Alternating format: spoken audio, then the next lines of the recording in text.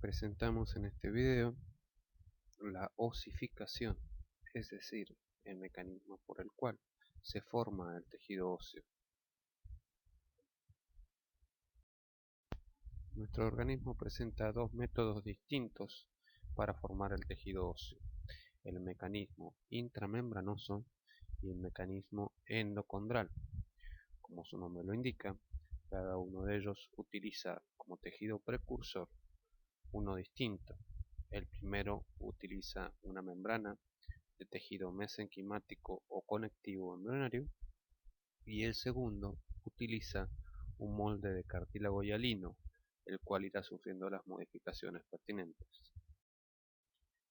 La osificación intramembranosa se presenta en los huesos planos de nuestro organismo, por ejemplo los de la calota craneana o los maxilares superior e inferior en parte del cuerpo y parte de la rama ascendente.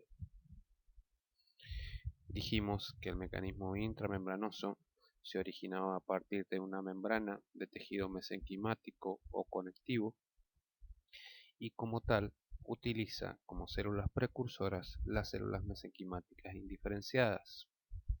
En el momento que comienza el mecanismo de osificación, se aglomeran esas células mesenquimáticas en el centro de la membrana, migran hacia ese centro de la membrana.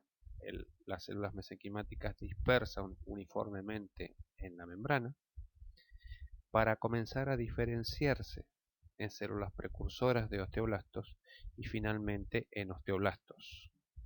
Esos osteoblastos comienzan a secretar la matriz orgánica del hueso, constituyéndose allí, en ese centro de osificación primario, un tejido denominado osteoide, el cual, como dijimos, presenta la matriz orgánica del hueso sin que haya sufrido mineralización. Luego comienza la mineralización de ese osteoide a partir de mecanismos que produce el mismo osteoblasto, transformándose en hueso, con su matriz orgánica desorganizada. Se llama hueso primario. Por acción de células resortivas, los osteoclastos, comienza la reabsorción y neoformación del hueso primario para transformarlo en un hueso más preparado para las cargas que sufrirá, un hueso más maduro, llamándolo en este momento hueso secundario, que presenta los sistemas de laminillas que ya estudiamos al estudiar el tejido óseo. Vemos en este esquema, en la parte superior, las células mesenquimáticas indiferenciadas aglomerándose en lo que mencionamos como centro de osificación. Esas células mesenquimáticas sufrirán diferenciaciones que las transforman en precursoras de osteoblastos y finalmente en osteoblastos que se disponen como empalizada para comenzar a secretar la matriz de osteoide, la matriz orgánica de hueso. Algunos de estos osteoblastos quedarán atrapados en el interior de la matriz, pasando a ser osteocitos. Luego, estos mismos osteoblastos participan en la mineralización de la matriz osteoide, transformándose en hueso primario. Por resorción de los osteoclastos, células gigantes multinucleadas, comienza a reabsorberse y luego será neoformado el hueso para transformarlo en hueso secundario, hueso que presenta laminillas en los distintos sistemas que ya estudiamos. Vemos en esta imagen más simplificada tres zonas distintas en el esquema de esta membrana mesenquimática. Una zona inicial en el que el mesénquima presenta sus células mesenquimáticas distribuidas uniformemente. Luego el centro de osificación o blastema óseo, esto es sinónimo de centro de osificación, en el que se aglomeran las células mesenquimáticas para comenzar su diferenciación en preosteoblastos, para luego diferenciarse en osteoblastos, que vemos en la tercera zona, dispuestos en empalizada Esos osteoblastos comienzan a secretar la matriz osteoide, quedando algunos atrapados en el interior y pasando a llamarse osteocitos. Participan en la mineralización de la matriz osteoide, pasando a ser tejido óseo primario. Luego, en una etapa final, se producirá la resorción por parte de los osteoclastos, transformándolo luego en un hueso secundario con sistemas de laminillas. Con eso damos por terminada la explicación del mecanismo de osificación intramembranosa. Cabe aclarar que no por corto y simple que sea este mecanismo para entenderlo, es menos importante que el que desarrollaremos a continuación. Presenta una importancia mayor para nosotros la osificación intramembranosa, puesto que todo el maxilar superior y buena parte del maxilar inferior, huesos en los que desarrollamos nuestra especialidad, se osifican por este mecanismo. Pasando entonces a la explicación de la osificación endocondral, decimos que esta osificación, como su nombre lo indica, se origina a partir de un molde de cartílago hialino. Se presenta fundamentalmente en los huesos largos, como son los de las extremidades, y algunos otros huesos cortos, como son las vértebras, y en algunas partes específicas de otros huesos, como es parte de la rama ascendente, cóndilo, gonion, reborde alveolar y mentón del maxilar inferior. Dijimos que para que este mecanismo de osificación se desarrolle, tiene que existir un molde de cartílago hialino previo. En ese molde de cartílago hialino comienzan a ocurrir cambios relacionados con la falta de nutrición y oxigenación en ese molde de cartílago, que implica la muerte celular programada de las células que están en su interior, que son los condrocitos. Presenta entonces, inicialmente, hablando del hueso largo, un centro de osificación primario en lo que conocemos como diáfisis del hueso largo, en la parte central del hueso largo, y centros de osificación secundarios en los extremos del hueso, conocidas como epífisis. Persiste en el tiempo durante el crecimiento de ese hueso un disco de cartílago que no se diferencia en hueso en la unión entre la epífisis y las diáfisis, denominado disco epifisiario o metáfisis, diferenciándolo de la epífisis y de las diáfisis. Observándolo a microscopio óptico, se observan distintas zonas de cartílago que nos indican la secuencia de diferenciación que va sufriendo ese cartílago. En este esquema observamos el molde inicial de cartílago hialino, representado por este moldecito de color celeste, en el cual vemos que si bien presenta la forma del hueso al que va a dar origen, su tamaño difiere notablemente. Es un molde mucho más pequeño de lo que será el hueso finalmente formado. Como siguiente paso, en la zona de la diáfisis, la cubierta fibrosa que tenía ese cartílago hialino, que denominábamos pericondrio, sufre una modificación transformándolo en periostio.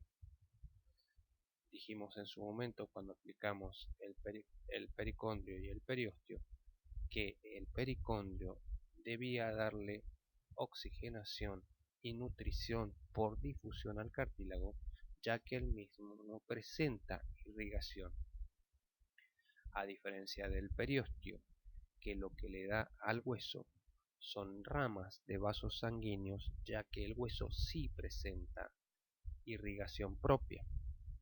Entonces, si al cartílago hialino le quitamos su pericondrio y lo reemplazamos por un periostio, el cartílago que estaba nutrido por ese pericondrio en lo que conocemos como zona de la diáfisis, el tejido cartilaginoso que está en su interior irá sufriendo una muerte celular programada con pérdida inclusive de la matriz que la rodea.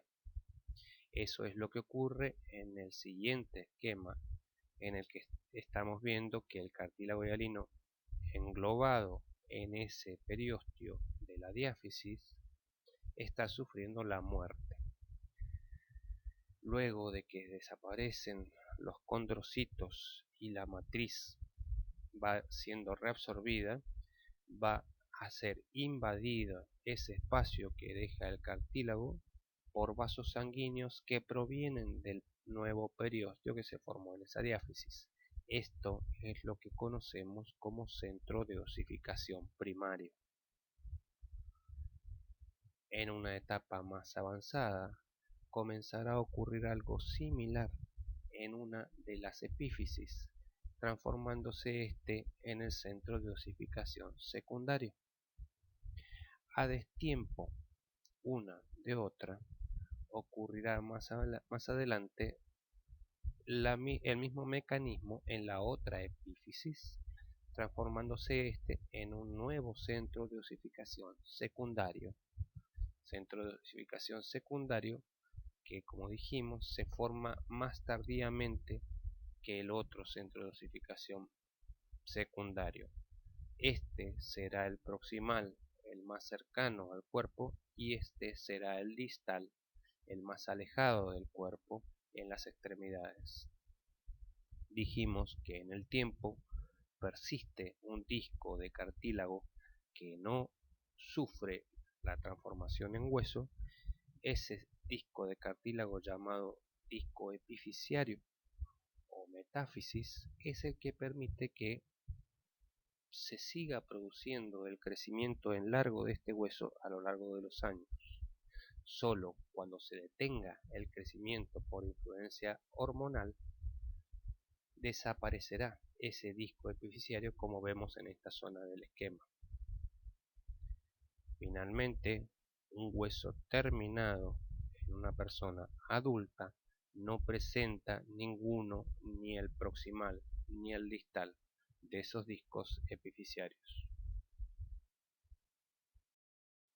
Esquemáticamente vemos a mayor aumento lo que va ocurriendo con el cartílago en el moldecito inicial de cartílago hialino.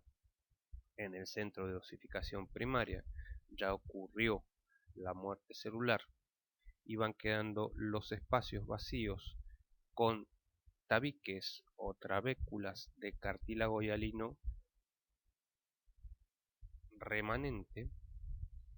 Esos espacios vacíos son los que serán invadidos por los vasos sanguíneos y por las células que traen esos vasos sanguíneos para que comience el mecanismo de osificación o formación de tejido óseo en ese centro de osificación primario.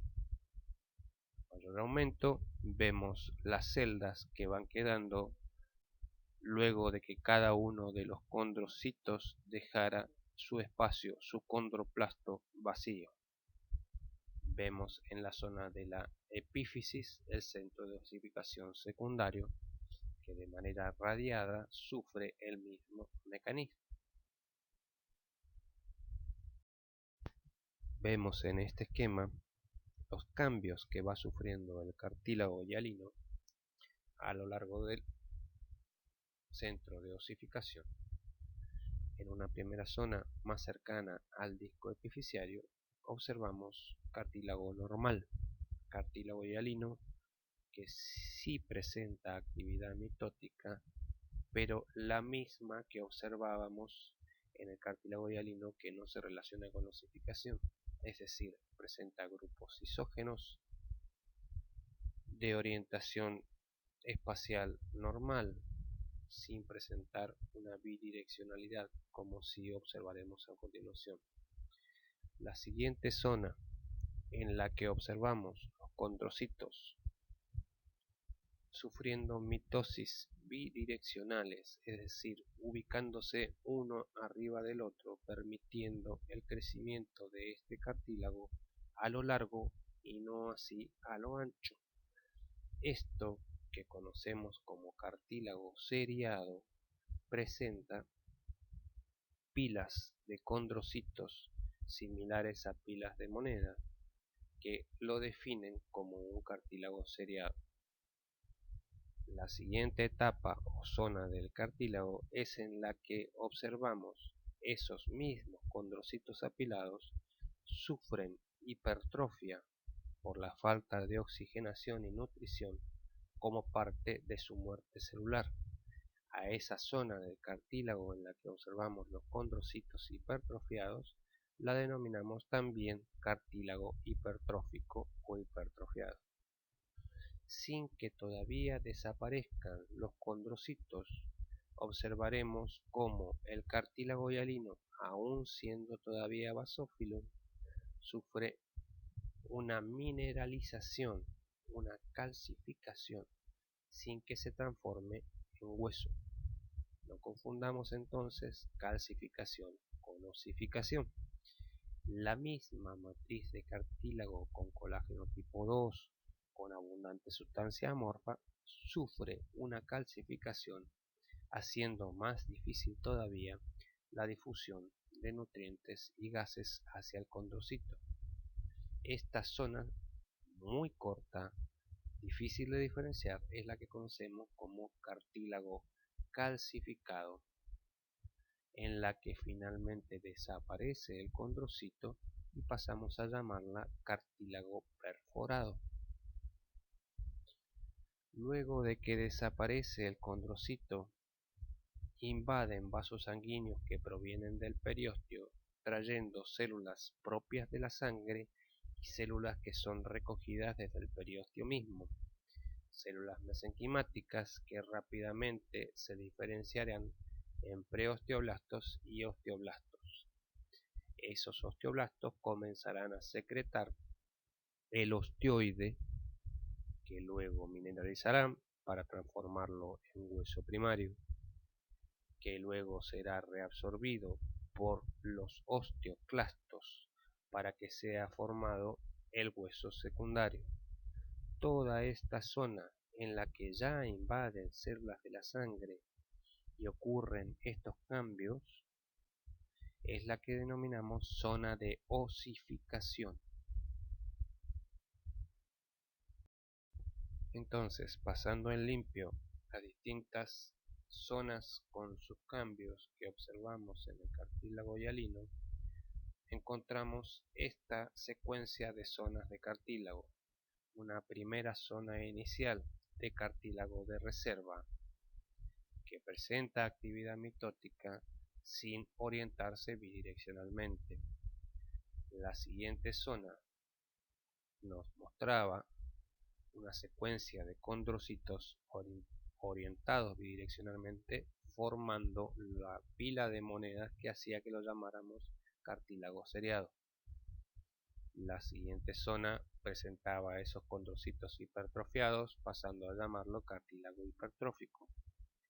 La siguiente zona era en la que observábamos esos mismos condroplastos hipertrofiados vacíos y la matriz cartilaginosa que rodeaba a esos condroplastos calcificada, más basófila, por lo que lo llamamos cartílago perforado o cartílago calcificado. Finalmente, a esos espacios vacíos, a esos condroplastos hipertróficos vacíos, lo invaden vasos sanguíneos, células de la sangre y células provenientes del periósteo, desarrollándose la siguiente etapa mucho más compleja, que es la que conocemos como zona de osificación. Recuerden no confundir calcificación con osificación, que son dos mecanismos totalmente distintos.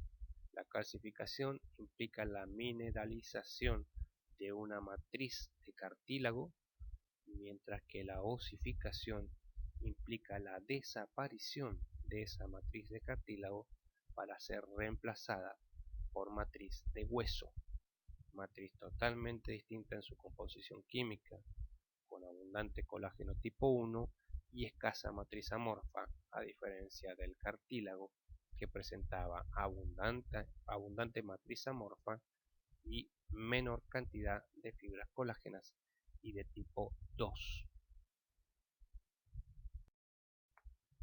En esta preparación histológica en lente de campo observamos el cartílago hialino con sus distintos cambios que va sufriendo desde la zona más cercana a la articulación hacia distal, y diferenciamos claramente la zona de osificación que se ha visto invadida por células de la sangre y células provenientes desde el periósteo que observamos marcadamente eosinófilo rodeando a este hueso largo.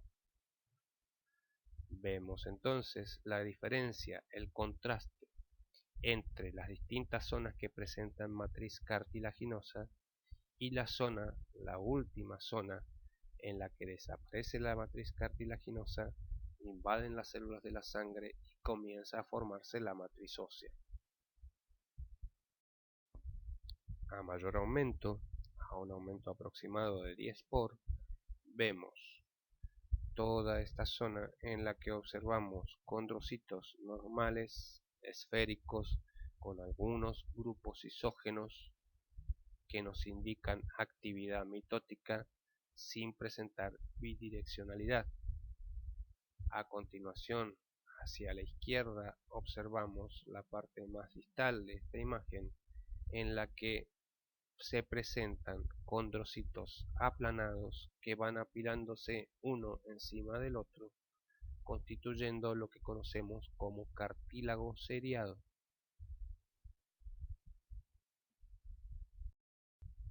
Todavía a más aumento observamos la zona de cartílago de reserva, con condrocitos esféricos, con algunos grupos isógenos sin orientación específica.